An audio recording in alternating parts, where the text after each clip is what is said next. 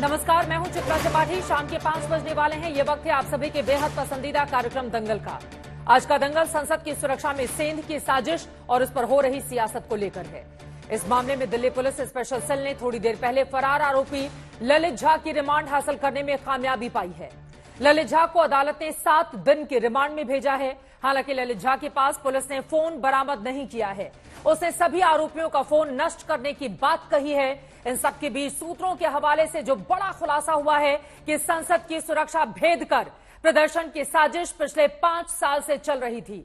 लखनऊ में सागर शर्मा के घर से मिली डायरी के पन्ने में लिखा हुआ है कि इस वक्त का 5 साल से इंतजार था। यह भी पता चला है कि सभी आरोपी भगत सिंह फैन क्लब नाम के सोशल मीडिया पर आपस में जुड़े हुए थे और संसद में आपत्तिजनक सामान लेकर घुसने के लिए बाकायदा स्पेशली डिजाइन जूते तैयार कराए गए थे। इसके अलावा यह भी जानकारी हाथ लगी है कि लखनऊ में बैटरी रिक्शा चलाने वाला सागर शर्मा बेंगलुरु की हवाई यात्रा भी किया करता था। जांच एजेंसियां इसी सिंडिकेट के सूत्रधार तक पहुंचने की कोशिश में लगातार लगी हुई हैं। वहीं दूसरी तरफ इस मुद्दे पर संसद के अंदर बाहर राजनीतिक बयानबाजियों का दौर जारी है। विपक्ष सरकार से संसद के अंदर विस्तृत बयान की मांग पर प्रदर्शन कर रहा है, तो बीजेपी ने टीएमसी सांसद के साथ आरोपी ललित की तस्वीर दिखाकर विपक्ष पर ही साजिश का शक जता दिया है। ऐसे में सवाल है कि क्या संसद में घुसकर नारेबाजी और कलर स्मोक जलाने की घटना के पीछे कोई बड़ी सियासी साजिश है? क्या संसद की सुरक्षा में चूक को लेकर संसद में चर्चा की विपक्ष की मांग सही है?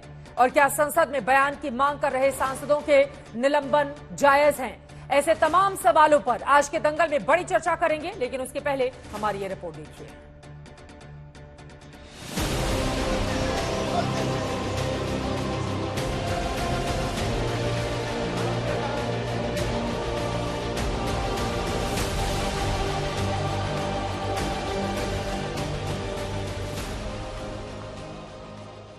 देश की संसद की सुरक्षा में लापरवाही पर एक तरफ जांच चल रही है, दूसरी तरफ सियासत। एक तरफ सबूत, गवाह, तथ्य जुटाने की जद्दोजहद है, दूसरी तरफ संसद के अंदर बाहर विरोध प्रदर्शन से लेकर आरोप प्रत्यारोपों की झड़ी लगी है।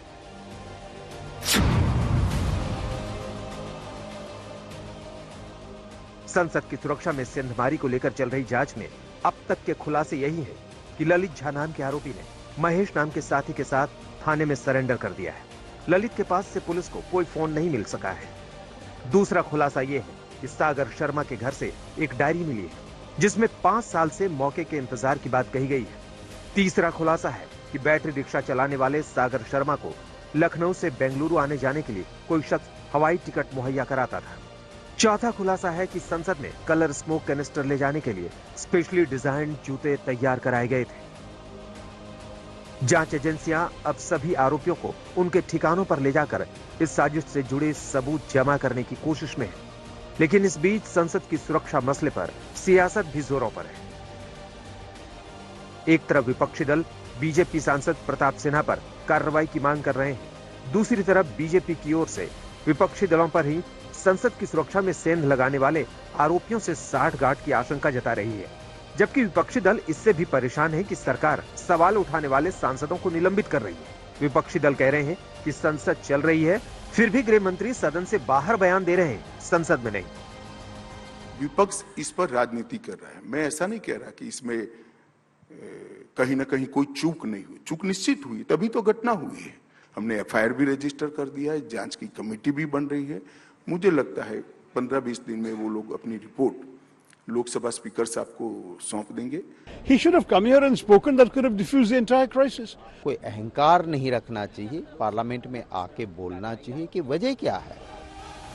दूसरी तरफ बीजेपी विपक्षी दलों के नेताओं और आरोपियों की तस्वीर दिखाकर सवाल उठा रही है। तो ये तापस राय है, इनके साथ जो इनका ललित झा का जो मास्टरमाइंड है, पूरा जो कल ऑपरेशन हुआ उसका मतलब डायरेक्टर था। ये প্রমাণ করতে পারলে এক জিনিস, আর প্রমাণ না করতে পারলে আমি ভাবছি, আমি নিজেও অ্যাডভোকেট এবং সিনিয়র মেম্বার কলকাতা হাইকোর্টের বারের, আমি ভাবছি যে এটাকে নিয়ে আমি, ওরা তো কথায় কথায় হাইকোর্ট আর আদালত দেখায়, আমি ভাবছি যে টুইটটা এবার জোগাড় করে আমি হাইকোর্টে যাব। विपक्षी दलों की ओर से आरोपियों को पास जारी करने वाले बीजेपी सांसद प्रताप सिन्हा पर कार्रवाई की मांग भी लगातार की जा रही है। अगर वो सांसद विपक्ष का निकलता तो ये समंजस जो वो बता रहे हैं, क्या भारतीय जनता पार्टी इस तरह से समंजस आती पेश? मेरे साइन पर कोई आ जाते असदुद्दीन ओवैसी एमपी के नाम पर, क्या हाल होता मेरा? उनका नाम अगर अब्दुल होता, क्या होता फिर? काय के लिए अल्लाह कर रहे हैं भाई? कह रहे हैं कि ये मुसलमान होता तो क्या होता? आपके नजर में वोट होगा जात और धर्म के नाम पर। फिलहाल इन्हीं सियासी आरोपों प्रत्यारोपों के कारण संसद की कार्यवाही बाधित हो रही।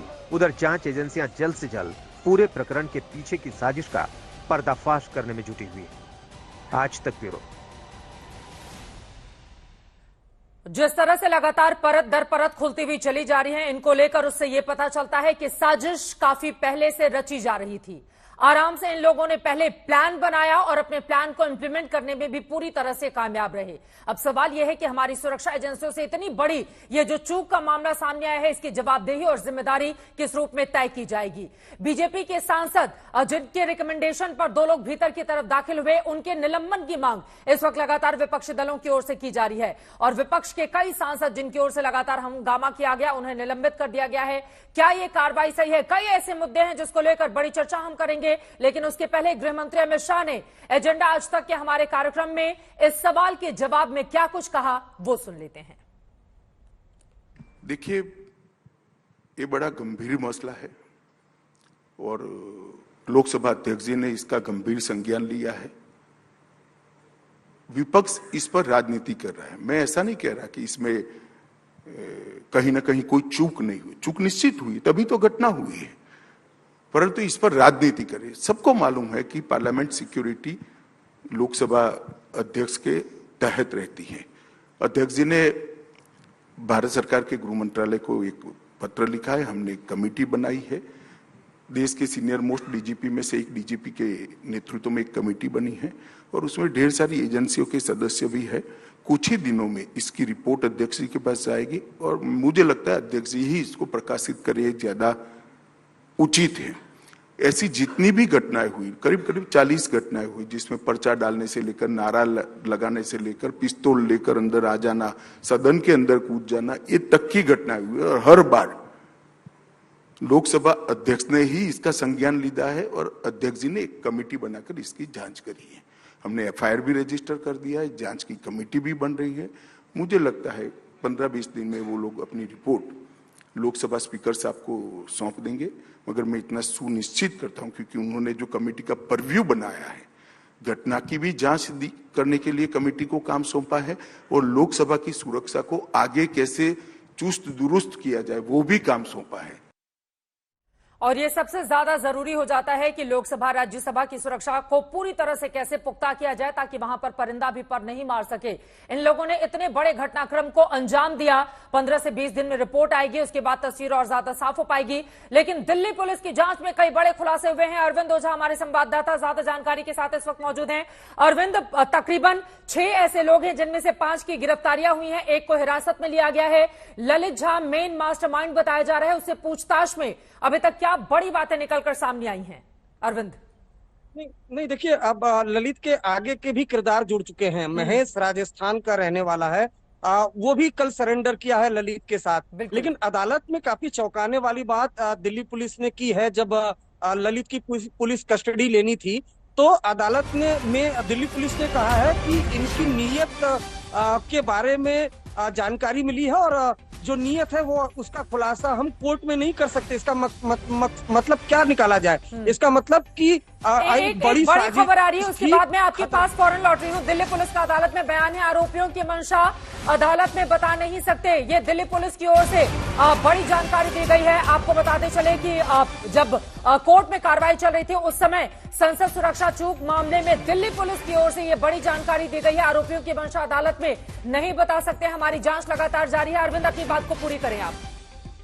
नहीं तो अब देखिए, जैसा आपने बताया अभी, देखिए मंशा, आखिर मंशा ऐसी कितनी खतरनाक थी कि जो दिल्ली पुलिस है वो अदालत में नहीं बता सकती है। लेकिन जाहिर सी बात है, 2 लोग अंदर दाखिल हो गए सुरक्षा को भेदते हुए भी। 13 दिसंबर की तारीख को चुना उन लोगों ने और वैसे भी जो अगर बात की जाए संसद की तो 13 दिसंबर को लेकर वैसे भी खुफिया इनपुट था। तो धीरे धीरे करके गिरफ्तारियां हो रही हैं, लेकिन ये एक बड़ी कॉन्स्पिरेसी है। इस वजह से यूएपीए के तहत दिल्ली पुलिस स्पेशल सेल ने एफआईआर दर्ज की है और दिल्ली पुलिस का कहना है कि इस मामले में अभी लंबी तहकीकात होगी। लेकिन मुझे ऐसा लगता है, चित्रा, जो सूत्र भी बता रहे हैं, इसमें महज 6 किरदार नहीं है और ललित इन जो अरेस्ट में उनका मास्टरमाइंड हो सकता है, लेकिन पीछे कौन लोग हैं, कौन लोग वो हैं। अब ये बेरोजगारी की तो बात कर रहे हैं और खुद को बेरोजगार कह रहे हैं, तो भाई फ्लाइट का टिकट इनको कौन दे रहा था, बिल्कुल, फंडिंग किसने की, ये तमाम चीजें ऐसी हैं जिसकी जांच जरूरी है। क्योंकि अरविंद, एक और जिस सवाल यहाँ तरीके पर से खड़ा होता है, बाकी किया है, आरोपियों की पेशी के दौरान दिल्ली पुलिस की ओर से इस तरह की बातें नहीं कही गई कोर्ट में।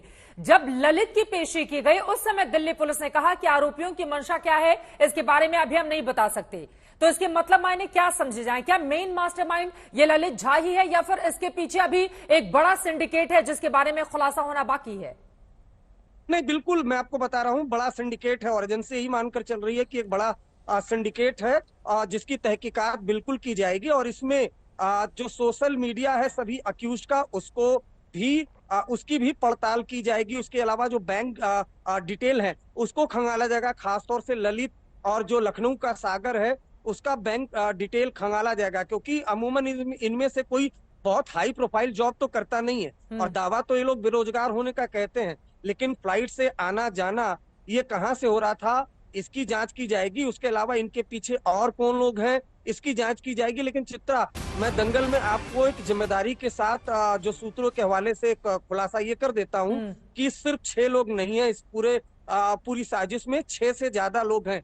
और एक ऑफिसर ने तो ये भी कहा कि 6 से ज्यादा लोग, तकरीबन 10-15 लोग आने थे संसद भवन के बाहर और बड़ा हंगामा करना था। तो साजिश में 6 से ज्यादा लोग शामिल हैं जिनकी पहचान की जाएगी और बकायदा ऑनलाइन इनको रिक्रूट किया गया है। पहले ये ऑनलाइन मिले हैं, भगत सिंह नाम पेज, बकायदा पेज क्रिएट किया गया है, उसके बाद ये लोग मिले हैं। तो क्या भगत सिंह पेज सिर्फ इस साजिश की वजह से क्रिएट किया गया था ताकि अलग अलग स्टेट से लोग जुड़े और उसके बाद इस तरह का हंगामा करें?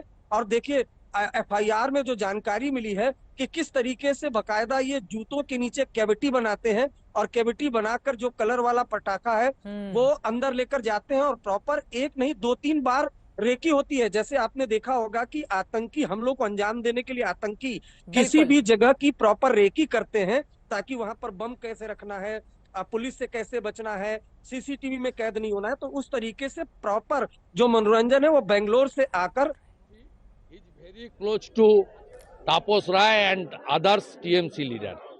ये पूरा माने क्रिस्टल क्लियर है, इसमें ज्यादा बोलने का कोई सवाल ही नहीं है। Lalit Jha is a functionary of TMC youth wings. He is closely associated with TMC माने rank and file, higher leader also. Our demand is simple. Please investigate the role of TMC and Mamata Banerjee behind this anti-national incident happened on the floor of the parliament. Suvendu Adhikari को आप सुन रहे थे। Bharatiya Janata party के नेता और नेता विपक्ष और उनकी ओर से गंभीर आरोप लगाए गए हैं टीएमसी के ऊपर, ये कहते हुए कि जो ललित झा है वो टीएमसी के यूथ विंग से ताल्लुक रखता है और किस तरह का काम टीएमसी का इस पूरे मामले में रहा है इसकी बकायदा गंभीरता से जांच होनी चाहिए। तो एक तरफ राजनीति शुरू हो चुकी है, दूसरी तरफ दिल्ली पुलिस की जांच लगातार जारी है जिसमें लगातार नए नए खुलासे हो रहे हैं। कई ऐसे सवाल हैं जिसको लेकर दंगल में बड़ी चर्चा करेंगे। खास मेहमान हमारे साथ मौजूद हैं, उनका तारुफ आपसे करवाते हुए चर्चा की शुरुआत करेंगे। प्रेम शुक्ला जी, राष्ट्रीय प्रवक्ता भारतीय जनता पार्टी के हमारे साथ जुड़े हुए हैं। संजय झा जी, विधायक और स्पोक्स पर्सन आम आदमी पार्टी के हमारे साथ संजीव झा जी जुड़ चुके हैं। अनुराग भदौरिया जी, स्पोक्स पर्सन समाजवादी पार्टी के हमारे साथ मौजूद हैं। Dhirendra Kumar ji, spokes person LJP के हमारे साथ जुड़े हुए हैं। आशुतोष जी, पॉलिटिकल एनालिस्ट हमारे साथ जुड़े हुए हैं। आप सभी का स्वागत है। लेकिन सबसे पहले आपसे शुरुआत करते हुए प्रेम शुक्ला जी, लगातार विपक्षी दलों की ओर से हंगामा किया जा रहा है इस बात को लेकर कि उन्होंने तो सिर्फ जांच की मांग की, उनको निलंबित कर दिया हंगामा करने के आरोप में, जबकि दूसरी तरफ बीजेपी के जिस सांसद के विजिटर पास पर इन दोनों की एंट्री सदन के भीतर हुई थी उनके खिलाफ अब तक कोई कार्रवाई क्यों नहीं हुई है? प्रताप सिम्हा के खिलाफ कार्रवाई कब की जाएगी, ये सवाल पूछा जा रहा है। चित्रा जी, उनको जांच की मांग के लिए नहीं बल्कि हंगामा खड़ा करने के लिए संसद की जो प्रक्रिया है उसकी अवमानना करने के लिए उनको जो है निलंबित किया गया। और संसद में हंगामा खड़ा करने के लिए कोई निमंत्रित नहीं है।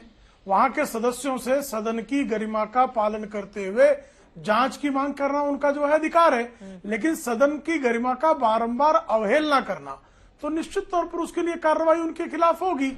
जहां तक रही प्रताप सिम्हा की बात, तो जब उसकी जांच हो रही मामले की, अगर प्रताप सिम्हा की कोई भूमिका होगी तो उनके खिलाफ भी कार्रवाई स्वाभाविक तौर पर लोकसभा अध्यक्ष जी करेंगे। अब ये जो है, चूंकि हर संसद के सत्र के समय हंगामा खड़ा करना ही जिस इंडी अलायंस का ने अपना धर्म मान रखा हो, कभी हिंडनबर्ग के नाम पर, कभी जो है फोन टैपिंग के नाम पर, कभी कुछ लगातार जो है एक ऐसा संसद का सत्र जो है पिछले 5 वर्षों में नहीं बीता है जिसको हंगामे की बलि न चढ़ाया गया हो।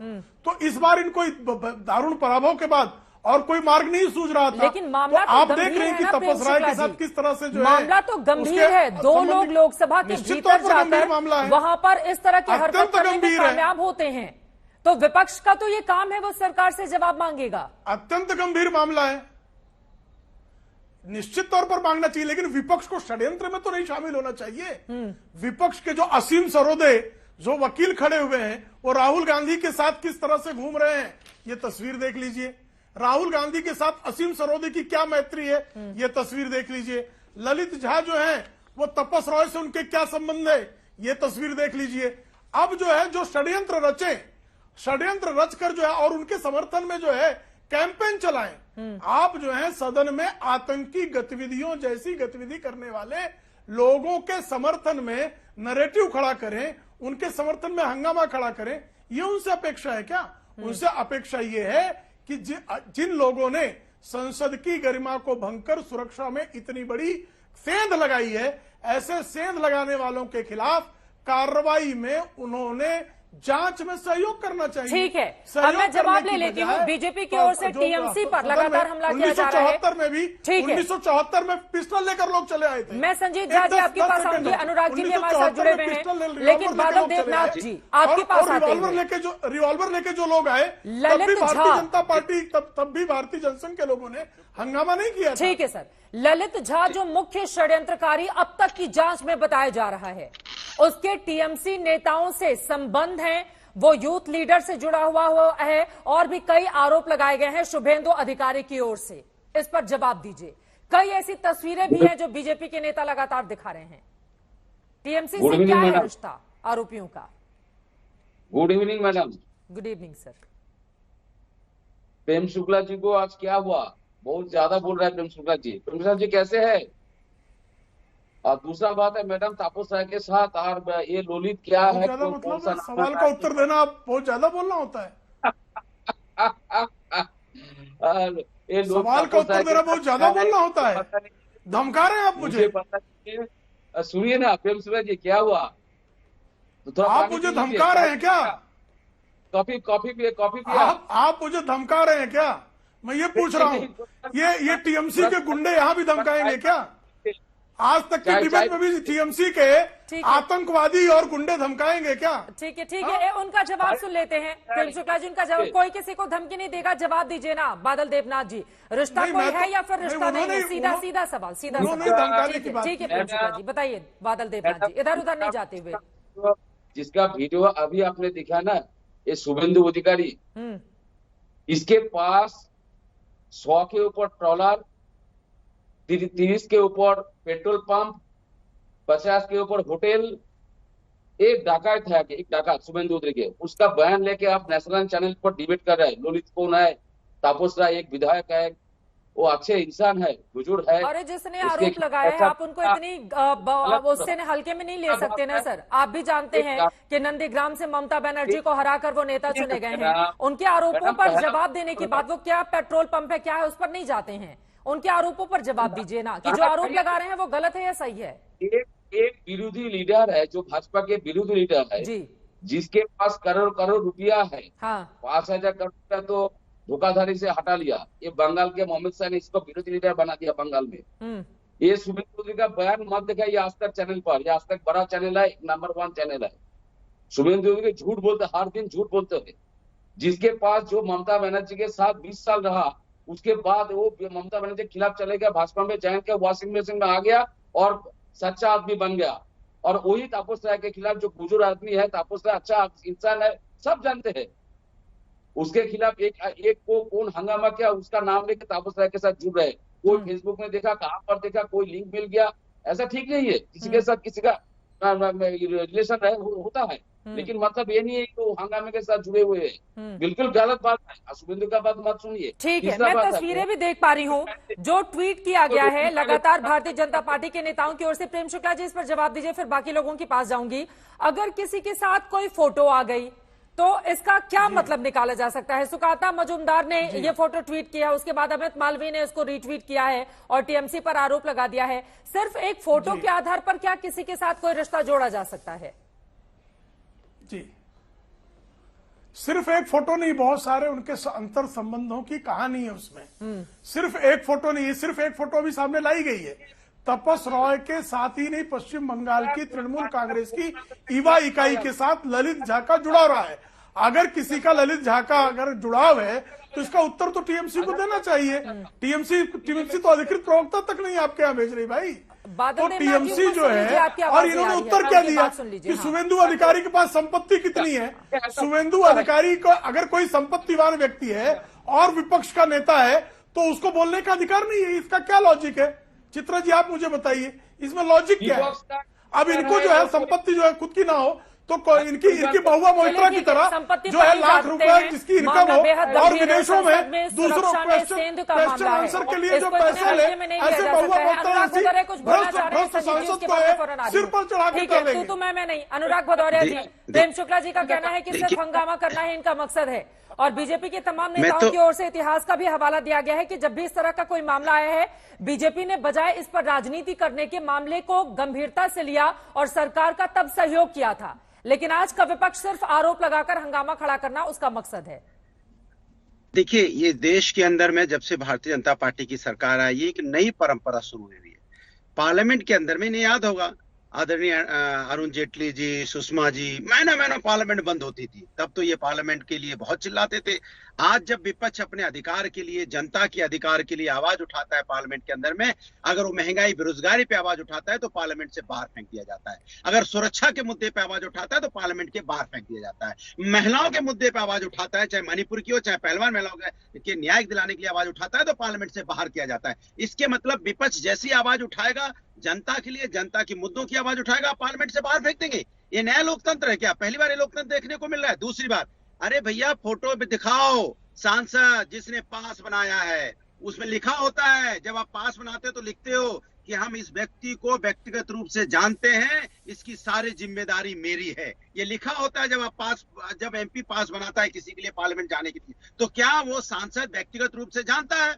क्या सारी जिम्मेदारी लेता है? तभी तो उसने साइन किया। तो उस एमपी को बुलाओ, उस एमपी की इंक्वायरी करो कि वो व्यक्तिगत रूप से जानता है। तो फिर जब व्यक्तिगत रूप से इधर उधर कहाँ भाग रहे हो, क्या इधर उधर भाग रहे हो? अरे वो एमपी कह रहा है कि मैं व्यक्तिगत रूप से जानता हूँ, जो फॉर्म में साइन कर रहा है, पास बना रहा है, तो इधर उधर जाने की जरूरत क्या है? उन्हीं से पूछताछ करो ना, उनके खिलाफ कार्रवाई करो ना, उन्हें बुलाओ, उन्हें बैठाओ। उनको बचाने के लिए आप विपक्ष में उंगली उठा रहे हो, कमाल है भाई। अगर खुदा ना खास्ता ये चिट्ठी अगर विपक्ष के किसी नेता ने लिखी होती तो ये कपड़े फाड़ रहे होते, अभी तक हल्ला मचा रहे होते, पूरे हिंदुस्तान में एक ऐसा माहौल बनाते कि विपक्ष देखिए हमारे पार्लियामेंट के अंदर किस तरह के लोगों को भेज रहा है, ये माहौल बनाते। आज इनका नेता है, सांसद है, और उसने चिट्ठी बना के पास बनाए हैं, और ये उसको इधर कहानी बना के उसको 1974 में 1999 की बात करके आप आज की बात खत्म करना चाहते हो। 2014 में आपने ठीक है, नहीं पूरी बात पूरी 2014 मैंने आपको नहीं हुई ना। ये इतिहास में जीने की इनकी आदत हो गई है। ये जो सरकार है भारतीय जनता पार्टी सरकार, हर चीज की जिम्मेदारी से भागती है। कोई भी इश्यू आता है तो इश्यू को दबाने की कोशिश करती है। चिंता की बात है। प्रेम शुक्ला जी। जी जी, देखिए ये सत्य नहीं कि लोकसभा अध्यक्ष जो हैं वो पार्लियामेंट के कस्टोडियन हैं। जांच कौन करेगा? लोकसभा अध्यक्ष करेंगे। और प्रताप सिन्हा ने अगर पास इश्यू किया है तो लोकसभा अध्यक्ष स्वाभाविक तौर पर उनकी भी जांच करेंगे। हर किसी की जांच होगी। जांच से कौन भाग रहा है? जांच से कोई नहीं भाग रहा है, लेकिन संसद में हंगामा खड़ा करके, संसदीय नियमों की अवहेलना करके, जिस तरह से संसद की गतिविधियों को, कार्रवाई को बाधित करने का सतत 5 वर्षों से, पिछले 10 वर्षों तक के फिर बीच में चिल्लाने लगे, फिर बीच में चिल्लाने लगे। ये आप ही इनको क्यों बुला के लेती है, मेरी समझ से बाहर है। जी प्लीज। लगातार ये तरीका, ये इंडिया अलायंस का एक हंगामा यहाँ भी होता है। ये न संसद को ठीक से चलने देना चाहते हैं, न चैनल की बहस को ठीक से चलने देना चाहते हैं। भाई मैं 1974 का जिक्र क्यों नहीं करूंगा, रिवॉल्वर के साथ अगर फिर देखिए बोलने लगे, फिर बोलने लगे। चित्रा जी ये क्या तरीका है? देवनाथ जी प्लीज उनको बोलने दीजिए। आप लोग सरकार से जवाब मांग रहे हैं तो बीजेपी के प्रवक्ता को जवाब देने दीजिए। संजीव झा जी भी आम आदमी पार्टी के विधायक देर से बैठे हुए, आशुतोष जी भी बैठे हुए, तरीका ठीक नहीं है। धीरेन्द्र जी भी अपनी बात कहना चाह रहे हैं, आप जवाब सुन लीजिए प्लीज। आप लोग जवाब चाहते हैं तो जवाब सुनने का धैर्य भी दिखाइए। जवाब सुनना नहीं है। हाँ ठीक है, जल्दी से प्रेम शुक्ला। देखिए षड्यंत्रकारी जवाब कैसे सुनेंगे? ठीक है, बोले। षड्यंत्रकारी आपराधिक वृत्ति के लोग जवाब सुन ही नहीं सकते हैं। देखिए 1974 में जब रिवॉल्वर पकड़ी गई, इसके पहले जब भी जो है संसद में हंगामा हुआ तो जांच और जो है उसके पर उत्तर किसने दिया, उस संदर्भ में बयान किसका है? लोकसभा अध्यक्ष का आया। लोकसभा अध्यक्ष ने गृहमंत्री जी को पत्र लिखा है, पत्र के अनुकूल जांच चल रही है, उसकी समिति गठित हुई है। ठीक है। अब उसकी समिति की रिपोर्ट आने के पहले चूंकि समाजवादी पार्टी के भदौरिया को खराब लग रहा है, इसलिए तो नहीं उस पर चर्चा होगी। संजीव झा जी अब सीधे आपके पास आते हैं। ठीक है सर, अब संजीव झा जी ठीक है, वो भी बहुत देर से बैठे हुए, बाकी 3 मेहमान बिल्कुल एक भी टिप्पणी नहीं हो पाई उनकी। ओके संजीव झा जी, लोकसभा स्पीकर की ओर से सदन को विश्वास में लिया गया, फ्लोर ऑफ द हाउस के तमाम नेताओं से बातचीत की गई, मामले की जांच के आदेश दे दिए गए, कमेटी बिठा दी गई। अब इन तमाम बातों को लेकर की नेताएं और सदन में बयान दे, सब कुछ जब जो लोकसभा के स्पीकर हैं वो कर रहे हैं, तो इस बात को लेकर इतना हंगामा खड़ा करके सदन की कार्रवाई बाधित करने की क्या जरूरत है? क्योंकि जिस समय लोकसभा में ये सब कुछ हुआ, जब 2 युवक वहां पर पहुंचे थे, वहां पर विपक्ष के भी तमाम सांसद थे, वहां पर भारतीय जनता पार्टी के भी सांसद थे, दोनों ही पक्षों के लोग थे। तो लोकसभा स्पीकर अपनी कार्रवाई को आगे बढ़ा रहे हैं, फिर इतना हंगामा किस बात को लेकर? देखिए चित्रा जी, ये कोई सामान्य घटना नहीं है। 13 दिसंबर 2001 के बाद ये दूसरी बार ये कोशिश की गई और इस तरह की घटना हुई।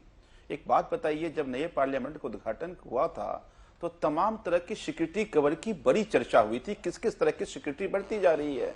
और आप लोग तो पत्रकार हैं, जाते होंगे पार्लियामेंट, 4 बार सिक्योरिटी कवर का पार करना पड़ता है। तो उसके बाद ये स्मोक गन लेकर वो कैसे चला गया, इसकी जांच होनी चाहिए। आपने ही कहा कि आपके चैनल पर गृह मंत्री जी आए और उन्हें विस्तार से आपसे बताया, तो अगर वो बाहर चैनल पर बात कर सकते हैं तो पार्लियामेंट में चर्चा क्यों नहीं हो सकती है? पार्लियामेंट को जानकारी क्यों नहीं दे सकते हैं? पूरे देश के लोगों ने अपने अपने जगह से जनप्रतिनिधि को चुना है कि वहां पर पार्लियामेंट में जाकर सवाल करें और पार्लियामेंट में जवाब हो। देखिए एक बात मानिए कि ऑल लोकतांत्रिक सरकार है, इनको ना तो बाहर सवाल पसंद है और ना अंदर सवाल पसंद है। बाहर सवाल करो जेल भेज देंगे, अंदर सवाल करो निलंबित कर देंगे। और निलंबन भी कैसा कि जो संसद सदस्य सदन में नहीं था उसको भी निलंबन कर दिया। इतनी अफरा तफरी क्यों है? या कोई डर है? क्या छुपाया जा रहा है और क्यों छुपाया जा रहा है? जो कुछ भी घटना हुई है विस्तार से बताइए, और क्या कर रहे हैं वो भी विस्तार से बताइए। इसको बताने में आखिर इस तरह का गुरेज क्यों, तो सवाल तो बनता है ना। लेकिन उधर से कहा जा रहा है कि इस पूरे मामले में संसद में जो कुछ भी हुआ संजीव जी, वो पूरे देश ने देखा। अब इसमें चर्चा कराए जाने की जरूरत है या सुरक्षा में चूक कहां हुई उसकी जांच कराकर सुरक्षा को दुरुस्त कराए जाने की जरूरत है? आज चित्रा जी पूरा देश चिंतित है। देखिए अब लोगों को लगने लगा है कि प्रधानमंत्री के हाथ में देश सुरक्षित नहीं है। कल तो मणिपुर की बात हो रही थी, आज पार्लियामेंट जो सबसे सिक्योर जगह है वहां कोई व्यक्ति अगर घुस सके इस तरह से कर सकता है तो देश के लोगों की चिंता तो है ना। तो अगर देश के लोगों की चिंता है तो आखिर गृह मंत्री क्यों नहीं सदन में बोल रहे हैं? और अपोजिशन का ये अधिकार है भाई। सुषमा स्वराज जी कहते थे, अरुण जेटली जी कहते थे कि अपोजिशन का काम है कि इस बात को लेकर प्रोटेस्ट करे और बात करे तो निलंबन कर देंगे, निकाल देंगे। आप डराने की कोशिश कर रहे हैं। ठीक है, मुझे ये लगता है कि संसदीय अपनी गरिमा और परंपरा सबको तार तार कर रही है सरकार, और मुझे लगता है कि आप इतनी आसानी से बच नहीं सकते। एक बात बता दूं मैं आपको कि इतनी सारी जांच हो रही है, क्यों नहीं बुला के पूछा जा रहा उस सांसद जी को जिन्होंने ये पास बनाया था? आप बताइए, यही तो जानना चाहती है ना, बताए गृह मंत्री जी कि पूछताछ हुई कि नहीं है, किस बना पर उन्होंने पास इशू किया, कैसे हुआ, वो कौन लोग थे? टीएमसी से फोटो आ गया, फलाने से फोटो आ गया, जिसने पास बनाया उससे पूछताछ नहीं हुई। चूंकि भारतीय जनता पार्टी का वो सांसद इम्यून है, उस पर कोई जांच नहीं होगी, कोई कार्रवाई नहीं होगी। बोले धीरेन्द्र जी, इन्होंने जो सवाल पूछे हैं। चित्रा जी, आशुतोष जी, उसके बाद मैं फौरन आपके पास आऊंगी। प्रताप सिम्हा से ये लोग कह रहे हैं कि उनसे जांच में उनसे पूछे जाएंगे, और पूछने चाहिए और पूछा भी जा रहा है, लेकिन सिर्फ प्रताप सिम्हा से ही क्यों पूछना चाहिए? जो दोनों राज्य सरकारें हैं उन्हीं से इनका संबंध क्यों होता है विपक्ष की सरकारों से, चाहे वो बंगाल की सरकार हो चाहे वो कर्नाटका की सरकार हो? वहां के मुखिया से भी क्यों नहीं ये सवाल जवाब होने चाहिए कि आपके जमीन पर इस तरह की चीजें क्यों चल रही थी, और चल रही थी तो आपको सूचना क्यों नहीं थी? तो ये इस तरह से देखिए, ये लोग सियासत कर नहीं रहे हैं, साजिश कर रहे हैं। विदेशी मीडिया को आप देख लीजिए और देसी घमंडिया को देख लीजिए, दोनों के सुर एक तरह के लग रहे हैं चित्रा जी। चाहे विदेश के समाचार पत्रों में जिस तरह से मुद्दा बनाया जा रहा है नैरेटिव बनाने के लिए, उसी तरह की भाषा ये घमंडिया के लोग बोल रहे हैं। चाहे इनके मोहब्बत के दुकानदार हो या उनके ये लोग जो सेल्समैन है, ये लोग बोल रहे हैं। और छोटी सी बात हो, एक ही राग हलाते हैं ये लोग कि लोकतंत्र मर गया, लोकतंत्र की हत्या हो रही है। अरे अभी भी जन भावनाओं की कदर करिए आप लोग, और नहीं तो आने वाले समय में मुझे निश्चित तौर पर चिंता हो रही है चित्रा जी कि कहीं 2024 में एक भी विपक्ष का आदमी सदन में नहीं आए। मुझे लगता है कि लोकतंत्र के लिए वह दिन रियली हम लोगों को भी चिंता है कि ऐसा नहीं होना चाहिए, लेकिन जन भावनाओं के साथ ये लोग खिलवाड़ करने का काम कर रहे हैं। और ये पूरे तौर पर विपक्ष का मुझे लगता है कि सियासत नहीं है, साजिश है, और इसका पर्दाफाश भी 10 दिन 5 दिन लगे, जांच एजेंसियां करके निकालेगी कि इन्हीं दोनों राज्यों से साइन किया है। मैं आ रही हूँ अनुराग भदौरिया जी। आशुतोष जी की एक भी टिप्पणी नहीं हो पाई है, वो आधे घंटे से हमारे साथ जुड़े हुए हैं। एक टिप्पणी उनकी बहुत जरूरी हो जाती है। आशुतोष जी, निशिकांत दुबे की ओर से एक ट्वीट किया गया है। वो लिखते हैं 5 मई 1994 को प्रेमपाल लोकसभा के दर्शक दीर्घा से कूदकर तत्कालीन प्रधानमंत्री नरसिंह राव के पास तक चला गया था। भाजपा ने उस समय लोकसभा अध्यक्ष का इस्तीफा नहीं मांगा, न ही प्रधानमंत्री गृह मंत्री का जिक्र किया, क्योंकि संसद की सुरक्षा लोकसभा सचिवालय का अधिकार है। तत्कालीन लोकसभा के उपाध्यक्ष मल्लिकार्जुन खड़गे ही थे, मल्लिकार्जुन थे। वो लिख रहे हैं तत्कालीन लोकसभा के उपाध्यक्ष भाजपा के ही मल्लिकार्जुन थे। इंडिया गठबंधन को शर्म आनी चाहिए, घटिया राजनीति अच्छी नहीं है। और उस समय का एक बकायदा भी स्क्रीनशॉट उनकी ओर से शेयर किया गया है। तो क्या आपको लग रहा है इस पूरे मामले में राजनीति हो रही है, या मामला बेहद गंभीर है और उसी गंभीरता का परिचय दोनों ही तरफ से दिए जाने की मौजूदा वक्त में जरूरत है? चित्रा, क्या राजनीति बहुत घटिया चीज है क्या?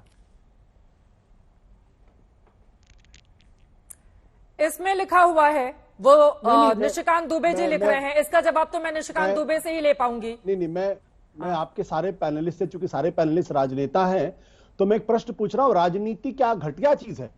अगर राजनीति इतनी ही घटिया चीज है तो भारतीय जनता पार्टी और कांग्रेस पार्टी क्यों राजनीति के अंदर है? ये जो इस देश के अंदर एक नई परंपरा आ गई है कि हर चीज को आप राजनीति से जोड़ के कहते हैं, बहुत ही घटिया चीज है। ठीक है, ये एक गंभीर सवाल है और राजनीतिक पार्टियों को इसको गंभीरता के साथ लेना चाहिए। इसके दो पहलू। पहला पहलू यह है कि इस मामले में चूंकि सरकार ने यूएपीए लगाया है, इसका मतलब मानती है कि ये एक आतंकवादी घटना है। अगर आतंकवादी घटना सरकार खुद मानती है तो फिर इसकी जांच स्पीकर महोदय नहीं कर सकते। इसकी जांच फिर गृह मंत्रालय के अंतर्गत आने वाली सारी एजेंसीज को करना पड़ेगा अगर आतंकवादी घटना है, क्योंकि ये स्पीकर का सवाल नहीं उठता। और इसी कारण से दिल्ली की पुलिस ने इन लोगों को गिरफ्तार किया, गिरफ्तार करके कोर्ट में पेश किया है। अब इसमें जितने भी एंगल हैं, जितने भी कोण आते हैं, हर उस व्यक्ति से पूछताछ होनी चाहिए। अभी तक प्रताप सिम्हा से पूछताछ नहीं की गई। जरूरत पड़े तो तापस राय से भी पूछताछ करिए, अगर जरूरत पड़े तो टीएमसी के लोगों से भी पूछताछ करिए, अगर ललित झा का उनसे कोई रिश्ता है। लेकिन जो ये परंपरा हो गई है कि हम इसमें प्रताप सिम्हा से बातचीत नहीं करेंगे, हम तापस राय से पूछताछ नहीं करेंगे, क्योंकि अगर पूछताछ करेंगे तो फिर वो राजनीति मान ली जाएगी। ये राष्ट्रीय सुरक्षा के साथ एक तरीके की खिलवाड़ वाली बात है। इसलिए इसमें चाहे तापस राय हो, चाहे उसे प्रताप सिन्हा हो, दोनों से अगर आवश्यकता पड़े तो कस्टडी में लेकर, और अगर कस्टडी से बात नहीं चलती तो अरेस्ट करके इन दोनों लोगों से पूछताछ की जानी चाहिए। इसमें भारतीय जनता पार्टी का कोई लेना देना नहीं, इसमें टीएमसी का कोई लेना देना नहीं है। दूसरा प्रश्न यह है, और वो भी गंभीर सवाल है। गंभीर सवाल यह कि कम से कम मैंने पार्लियामेंट कवर की है, लंबे समय तक पार्लियामेंट कवर की है। मैं पार्लियामेंट की प्रणाली को पिछले 30 साल से देख रहा हूं पत्रकार के तौर पर। मैं पहली बार यह देख रहा हूं कि संसद सत्र चल रहा है और देश के गृह मंत्री संसद के बाहर कहीं और बयान दे रहे हैं। क्या यह पार्लियामेंट्री वैल्यूज का सम्मान है? यह मैं प्रश्न छोड़ देता हूं। और आप जब इतनी बड़ी घटना हो, गृह मंत्री को सिर्फ संसद के अंदर एक बयान ही तो देना है, और बयान देकर अगर वो इतनी भी बात कह देते कि सरकार ने उसको गंभीरता के साथ लिया है और हम संसद को इस बात का आश्वासन देते हैं कि आइंदा इस तरीके की घटना कभी नहीं होगी और जो लोग भी इसके पीछे जिम्मेदार हैं उनके खिलाफ कड़ी से कड़ी कार्रवाई होगी। लेकिन संसद में इसका जवाब देने के लिए या संसद में टिप्पणी करने के बहाने गृह मंत्री जी संसद के बाहर टिप्पणियां करते थे।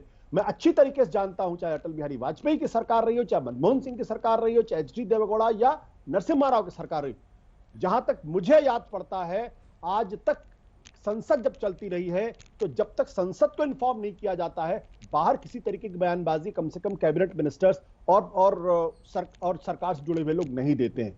उम्मीद करता हूं कि प्रधानमंत्री जी और इस बात को अमित शाह जी से कहेंगे कि संसद का कम से कम इतना सम्मान जरूर होना चाहिए। ठीक है आशुतोष जी, इसी से जुड़ा हुआ एक और सवाल है, उसके बाद मैं बाकी पैनलिस्ट के पास जाऊंगी। आपने जो बातें कही हैं वो महत्वपूर्ण है, लेकिन हम सब ने मणिपुर के मुद्दे पर देखा था। प्रधानमंत्री जब सदन का सत्र शुरू हो रहा था तो उनकी ओर से मीडिया पर मणिपुर पर अपनी चिंता व्यक्त की गई।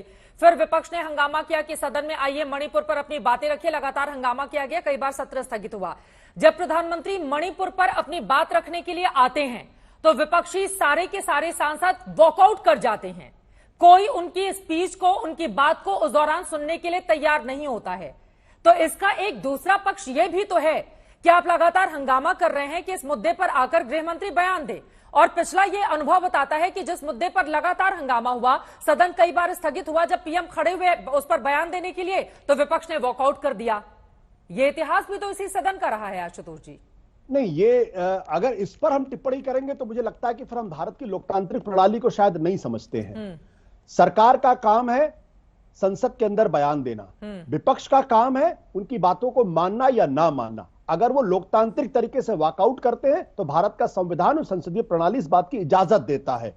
लेकिन इसके आधार पर प्रधानमंत्री या गृह मंत्री ये नहीं कह सकते कि मैं संसद में नहीं बोलूंगा क्योंकि विपक्ष वहां वॉकआउट करता है। संसद में सारा विपक्ष वॉकआउट कर जाए, संसद खाली हो जाए, तब भी लोग प्रधानमंत्री और या गृह मंत्री को आके बयान देना चाहिए। ये संसदीय प्रणाली सिर्फ हिंदुस्तान की नहीं, पूरी दुनिया की संसदीय प्रणाली। दूसरी बात क्या है कि मान लीजिए अगर ये घटना इस वक्त भारतीय जनता पार्टी विपक्ष में होती, ऐसी कोई घटना होती, तो क्या भारतीय जनता पार्टी चुप रहती?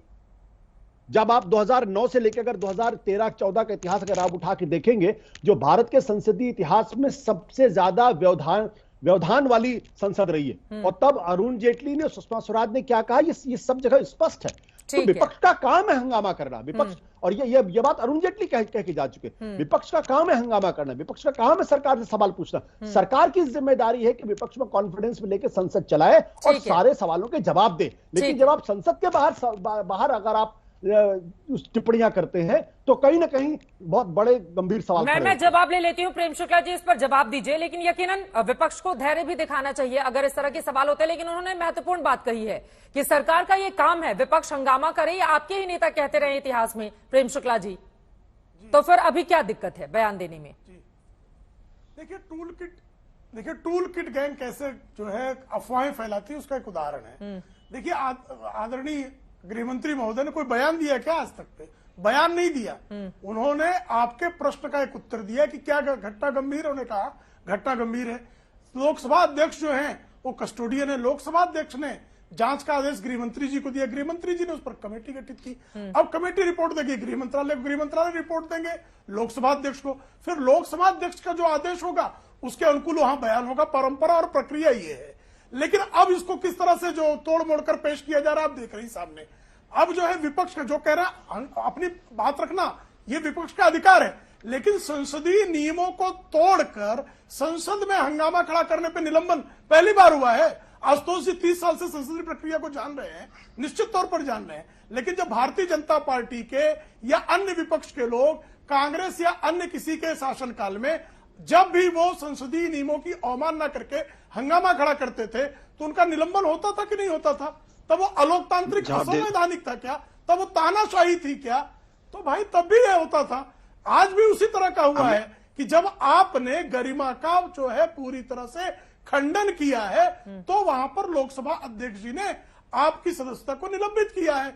अब अगर लोकसभा की सदस्यता निलंबित कर दिया गया, जो संसदीय नियम है, संसदीय नियम जो 1950 से चल रहे हैं उन्हीं नियमों उपनियमों के आधार पर संसद की कार्यवाही चल रही है। ठीक है। पंडित जवाहरलाल नेहरू जी के जमाने से जीबी मालवणकर जो पहले लोकसभा के अध्यक्ष हुए, उनके समय से जो नियम उपनियम है, संसदीय जो प्रणाली है, उसका अनुपालन अलोकतांत्रिक और तानाशाही हो गया। आपने दो शब्द पकड़ लिए हैं और उसको हमेशा पकड़ फेंकते रहे, इससे कुछ नहीं होता जी।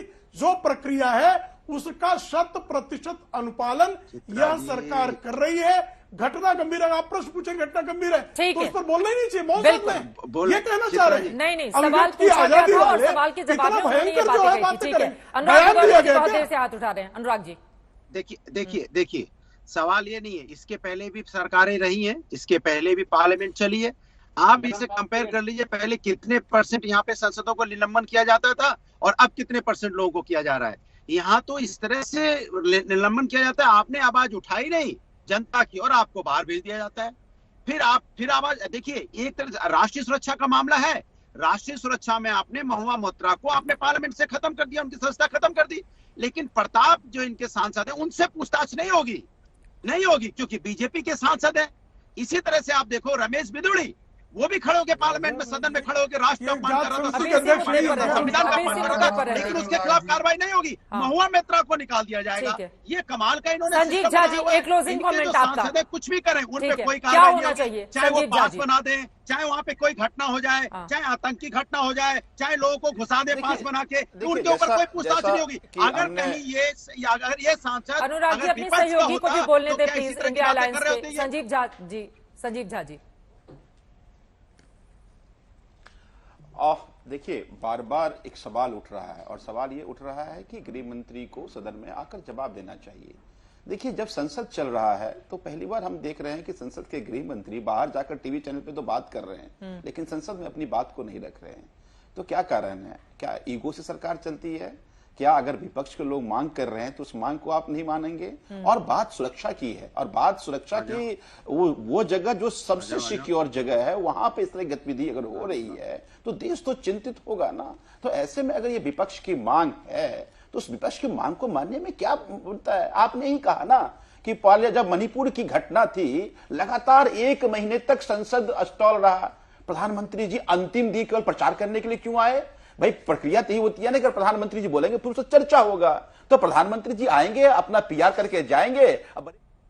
हम सब ने यह भी देखा था कि प्रधानमंत्री जब मणिपुर पर बोलने के लिए शुरू हुए थे संजीव झा जी, उस समय सदन से विपक्षी दलों ने वॉकआउट कर दिया था। लेकिन अभी का मामला यकीनन बेहद गंभीर है और जिस तरह की परिस्थिति बनी हुई है, जांच जरूरी है, जांच लगातार जारी है। आगे इस पूरे मामले में क्या होगा, इस पर लगातार आज तक की नजर बनी रहेगी। लेकिन कुल मिलाकर संसद में इस मामले को लेकर राजनीति भी पक्ष और विपक्ष दोनों ही तरफ से जोरों पर आगे बढ़ रही है।